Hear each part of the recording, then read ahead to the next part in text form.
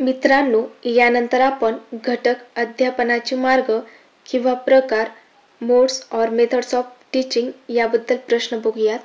तर प्रश्न 6वा, विशिष्ट उद्दीपक, विशिष्ट प्रतिक्रिया असे संबंध प्रस्थापित करणे म्हणजेच डॅश डॅश होय. तर उत्तर आहे अभिसंधान, कंडिशनिंग. प्रश्न 7वा, विद्यार्थ्यांच्या वर्तनाला हवे तसे वळण देता येते.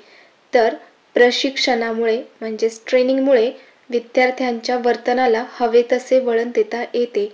प्रश्न 8वा, डॅश म्हणजे ध्येयप्रेरित व पूर्वनियोजित अध्यापन प्रक्रिया होय.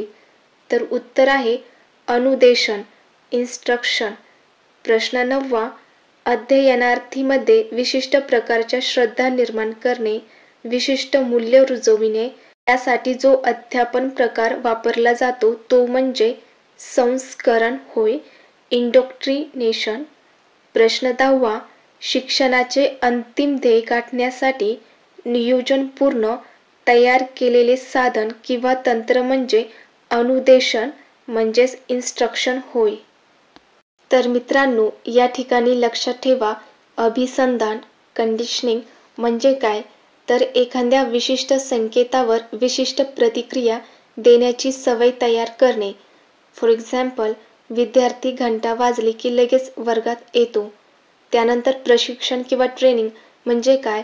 तर एखादं वर्तन हवं तसं घडवण्यासाठी सराव करून घेणे.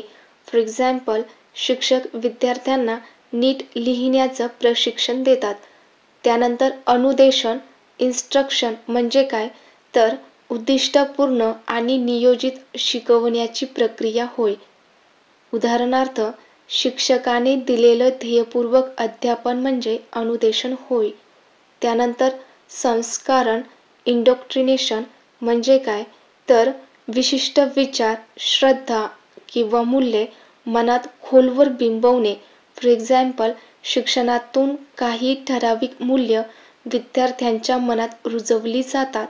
तर मित्रांनो, थोडक्यात जर सांगायचं झालं तर कंडिशनिंग म्हणजे सवय लावणे, ट्रेनिंग म्हणजे सराव, इन्स्ट्रक्शन म्हणजे नियोजित शिकवणं आणि इंडोक्ट्रिनेशन म्हणजे श्रद्धा किंवा मूल्य मनात बिंबवणं.